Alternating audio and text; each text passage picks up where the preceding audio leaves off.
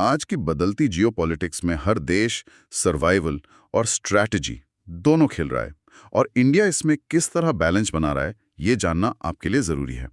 क्या आपने सोचा है कि भारत कैसे एक मल्टीपोलर वर्ल्ड में अपनी जगह बना रहा है? अमेरिका के दबाव, रूस से तेल खरीद और चीन जापान जैसे बड़े खिलाड़ियों के बीच संतुलन साधते हुए।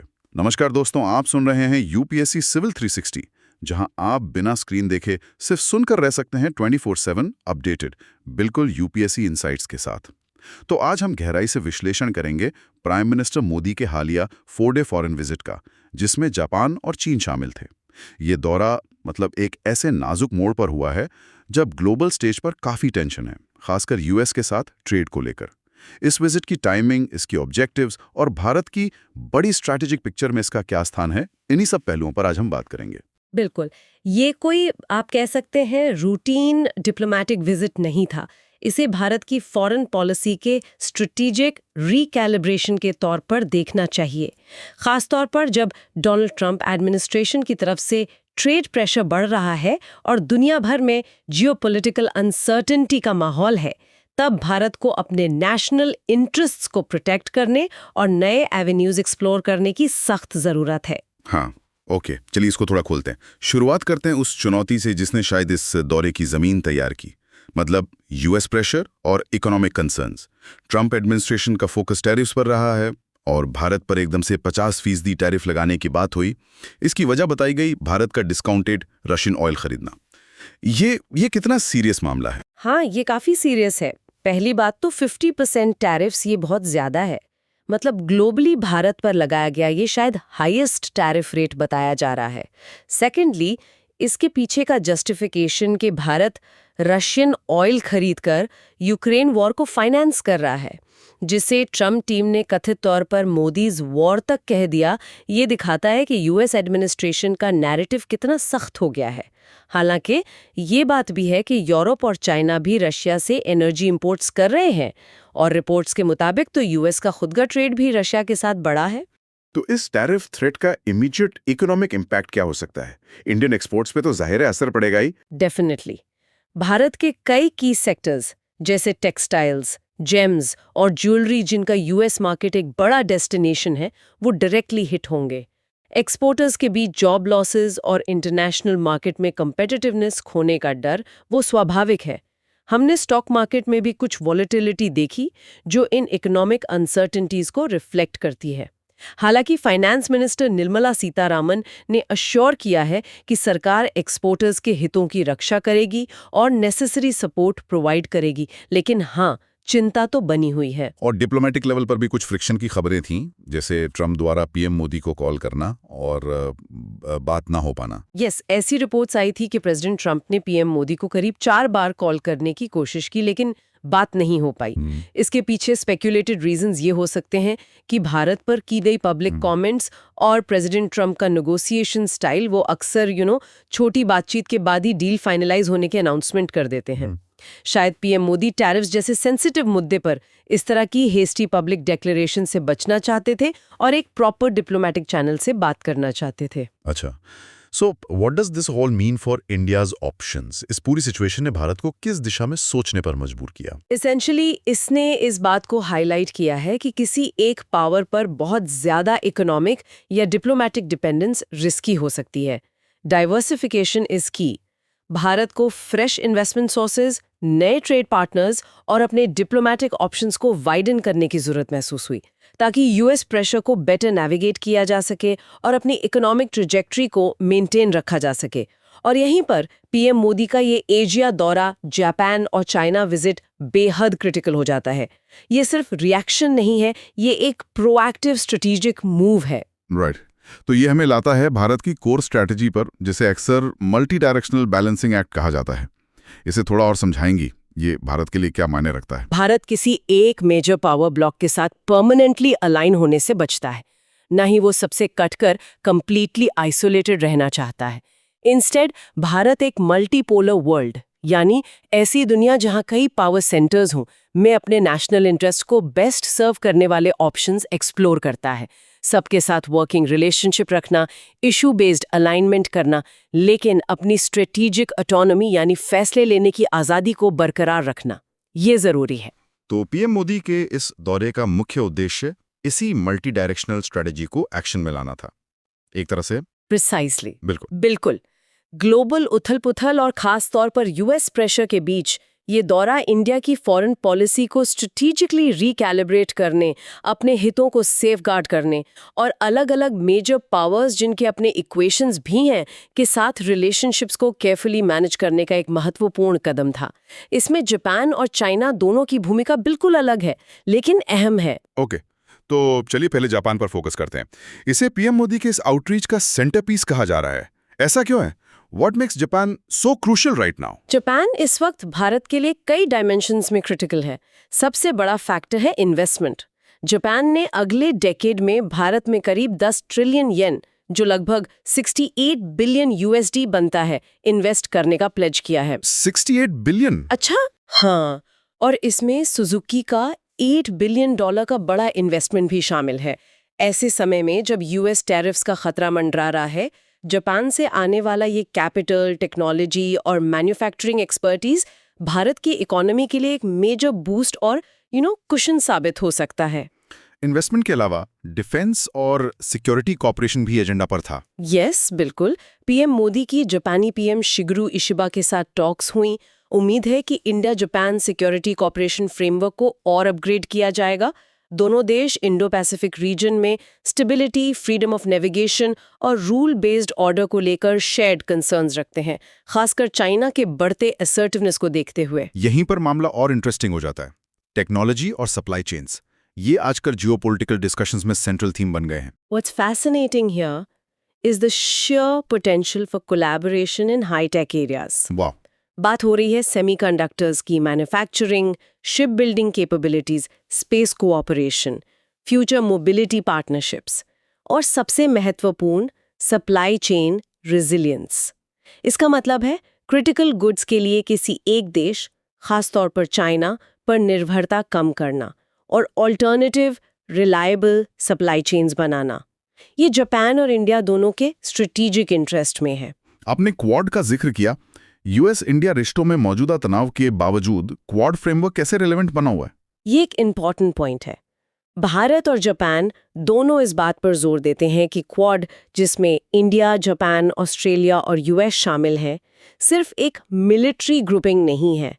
इसका फोकस प्रैक्टिकल कोऑपरेशन पर है, जैसे क्रिटिकल मिनरल्स की सप्लाई सिक्योर करना, इमर्जिंग टेक्नोलॉजीज पर कोलैबोरेट करना और रिजिलियंट सप्लाई चेन्स बनाना। अच्छा। तो भले ही यूएस के साथ बायलैटरल लेवल पर कुछ फ्रिक्शन हो, क्वाड प्लेटफॉर्म के जरिए भारत, जापान और ऑस्ट्रेलिया के साथ अपने स्ट्रेटेजिक एंगेजमेंट को डीपन कर सकता है।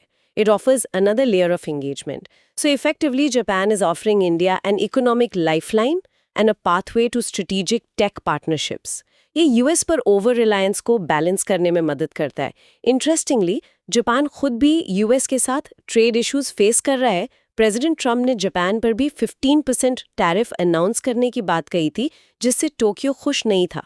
फैक्ट ये है कि पीएम मोदी के विजिट से ठीक पहले जापानीज ट्रेड नेगोशिएटर ने अपना यूएस ट्रिप कैंसिल कर दिया था। ये दिखाता है कि जापान भी अपने ऑप्शंस केयरफुली वे कर रहा है। साथ ही पीएम मोदी और जापानीज लीडरशिप के बीच एक स्ट्रॉन्ग पर्सनल रेपो भी है, जो इन पार्टनरशिप्स को फैसिलिटेट करता है। ओके, तो जापान की स्ट्रेटेजिक इंपॉर्टेंस काफी क्लियर है। इन्वेस्टमेंट, टेक्नोलॉजी, सप्लाई चेन्स और क्वाड के जरिए बैलेंसिंग। अब उस विजिट पे आते हैं जिसने शायद सबसे ज्यादा आईब्रोज रेज की, पीएम मोदी का चाइना विजिट। 7 साल में पहला दौरा, वो भी गलवान क्लैश के बाद। इसका क्या सिग्निफिकेंस है? बिल्कुल, ये विजिट काफी सरप्राइजिंग था, especially considering the border tension since 2020.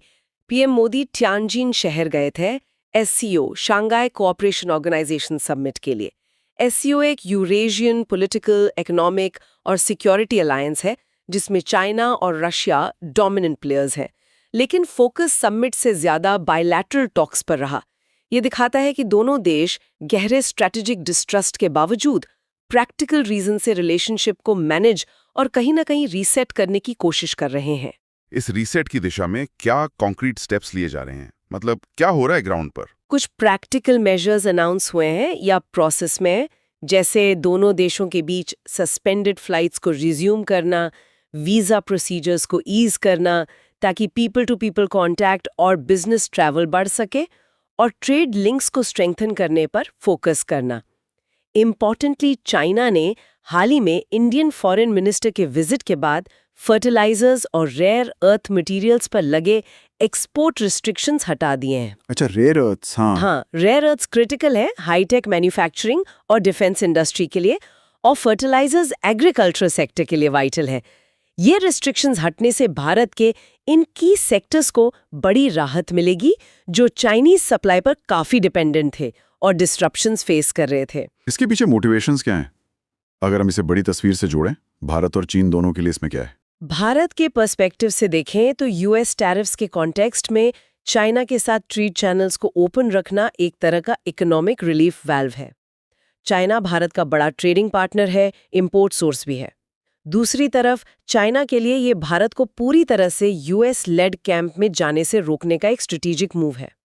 वो भारत को ये सिग्नल देना चाहता है कि उसके पास ऑप्शंस हैं और वो यूएस प्रेशर के सामने अकेला नहीं है। लेकिन ये समझना क्रूशल है कि ये एक टैक्टिकल रीसेट है, कोई स्ट्रेटेजिक कन्वर्जेंस या परमानेंट फ्रेंडशिप की शुरुआत नहीं। इसे कूल पीस या एक प्रैग्मेटिक वर्किंग रिलेशनशिप कहा जा सकता है जो इमीडिएट इकोनॉमिक और स्ट्रेटेजिक नीड्स से ड्रिवन है। 2020 की गैल्वेन वैली क्लैश की मेमोरी और बॉर्डर पर अनरिजॉल्व्ड इश्यूज अभी भी मेजर इरिटेंट्स हैं। So it's more about managing the conflict rather than resolving it fundamentally, at least for now. ये बात दिलचस्प है। टियानजिन में एससीओ समिट के दौरान पीएम मोदी और रशियन प्रेसिडेंट पुतिन दोनों की मौजूदगी, क्या इसे प्रेसिडेंट ट्रंप के टैरिफ्स के खिलाफ एक तरह की यूनाइटेड फ्रंट या सॉलिडारिटी के प्रदर्शन के तौर पे देखा जाना चाहिए? इसे इस तरह से इंटरप्रेट किया जा सकता है और शायद चाइना इसे ऐसे प्रोजेक्ट करना भी चाहेगा। एससीओ समिट, जिसमें चाइना और रशिया प्रमुख देश हैं, ऐसे समय में जब यूएस अपने ट्रेड पार्टनर्स पर प्रेशर बना रहा है, वहाँ प्रमुख नेताओं का मिलना एक सिंबॉलिक मैसेज तो देता ही है कि दुनिया में ऑल्टरनेटिव पावर सेंटर्स और पार्टनरशिप्स मौजूद हैं। ये दिखाता है कि देश अपने ऑप्शंस एक्सप्लोर कर रहे हैं और यूएस प्रेशर के खिलाफ कोऑर्डिनेट करने की कोशिश कर सकते हैं। शायद रशिया की बात आई है तो उसे भी थोड़ा और समझ लेते हैं। चाइना विजिट के दौरान प्रेसिडेंट पुतिन से भी मुलाकात हुई। किन एरियाज पर फोकस रहा होगा? रशिया भारत का एक long standing time tested strategic partner रहा है हमेशा से। पुतिन के साथ बातचीत में दो मेन एरियाज पर फोकस रहने की संभावना है, एनर्जी और डिफेंस। एनर्जी में रशिया चाहेगा कि भारत डिस्काउंटेड क्रूड ऑयल खरीदना जारी रखे, जो भारत की एनर्जी सिक्योरिटी और इन्फ्लेशन कंट्रोल के लिए बेनिफिशियल है। डिफेंस में cooperation on ongoing projects, weapons को प्रोडक्शन, क्रिटिकल स्पेयर पार्ट्स की सप्लाई और joint development of new technology products पर बात आगे बढ़ी होगी। रशिया भारत का सबसे बड़ा आर्म्स सप्लायर रहा है, जैसा हम जानते हैं। तो रशिया का रोल क्या है भारत की इस ओवरऑल मल्टी वेक्टर स्ट्रैटेजी में? How does it fit in? Russia Bharat को क्रूशल स्ट्रेटेजिक डेप्थ प्रोवाइड करता है। ये बहुत जरूरी है। ये भारत को वेस्ट, यूएस एंड यूरोप और चाइना दोनों पर ओवर डिपेंडेंस से बचने में मदद करता है। एनर्जी सिक्योरिटी, डिफेंस कैपेबिलिटीज और सेंट्रल एशिया में इन्फ्लुएंस के लिए रशिया एक इंडिस्पेंसिबल पार्टनर है। Even amidst the Ukraine war, India has maintained its relationship with Russia, prioritizing its own national interest.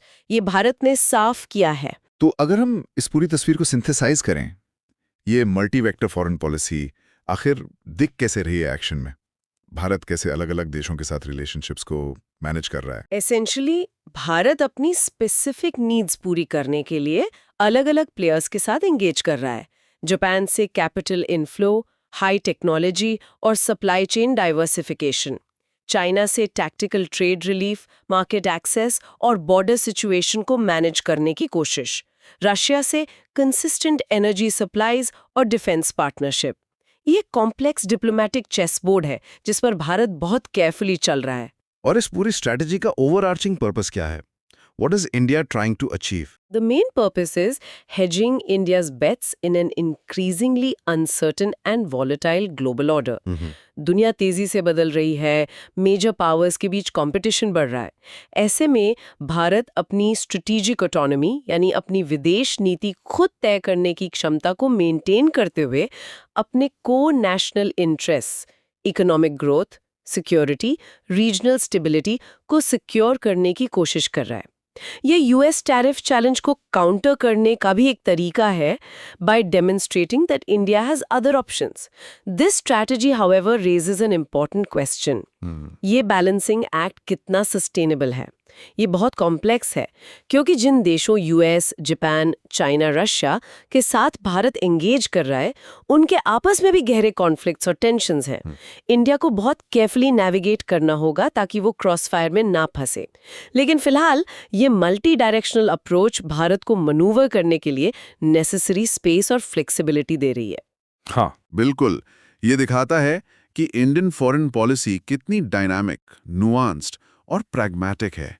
It's constantly adapting to navigate the complexities of the 21st century world order, prioritizing India's own interests above all. दोस्तों, अब आपके लिए एक सवाल। क्या आपको लगता है कि भारत को मल्टीपोलर वर्ल्ड में चाइना और रशिया के साथ रिलेशंस को और डीपन करना चाहिए, या जापान और वेस्टर्न कंट्रीज के साथ पार्टनरशिप को प्राथमिकता देनी चाहिए? अपनी राय हमें कमेंट सेक्शन में ज़रूर बताइए। अगर आपको ये चर्चा पसंद आई तो चैनल को लाइक, सब्सक्राइब और शेयर करना मत भूलिए। You're watching UPSC Civil 360, the only UPSC channel you can just listen to. मिलते हैं अगले एपिसोड में एक और जरूरी मुद्दे के साथ। धन्यवाद और जय हिंद।